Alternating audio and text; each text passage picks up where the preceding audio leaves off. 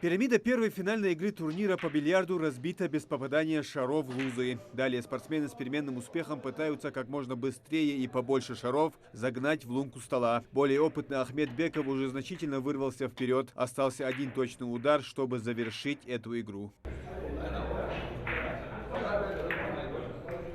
Вторая игра также легко далась более опытному спортсмену. Его оппонент Адам Алхазуров здраво начал, вышел вперед на 3 шара, но в итоге и эту партию проиграл. В третьей игре более молодой финалист также вышел вперед, забрал эту партию со значительным отрывом, но итоговый результат все равно за Ахмедом Бековым, который и выигрывает этот турнир. Турниры dik çakyalar, dik organizatsiyalar, bağlar şöyle yaşçıkanı республики, dik развиваться bilardı sport.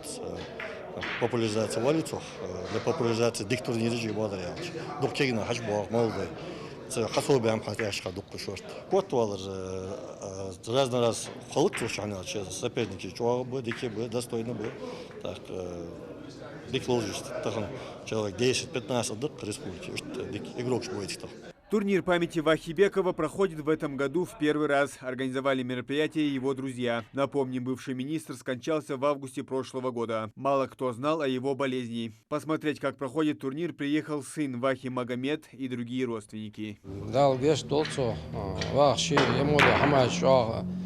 الله يرحم بيجي ومو حما أرجنزو ديجي حما ليل ديش سجور شيء دقناها ناقل سجور دقيقة جوادي خيط وبرك الله تون وداق مليا تسجى ميكا لا هو حما بوچانا. Ваха Беков и сам любил играть в бильярд, был завсегдатаем этого клуба. Друзья говорят, что так он снимал нагрузку.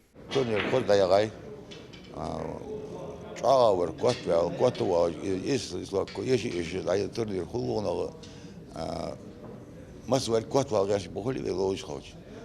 Ши әті бір дұқа тренировка жар қахигары көті уау жи. В турнире приняли участие около 60 человек со всех городов и районов республики. Соревнования проходили 4 дня по олимпийской системе. Проще говоря, проиграл, вылетел. Участников было максимальное количество. Я думаю, это был один из самых крупных турниров. По крайней мере, за последние 10 лет это точно. Не только кубки и медали, но и денежные вознаграждения ждали победителей турнира. Самый большой призовой фонд разыграли 3 участников. За золото, серебро и бронзу дали 35, 25 и 15 тысяч рублей соответственно. Муслим Ганиев, Султан Магушков. Новости 24.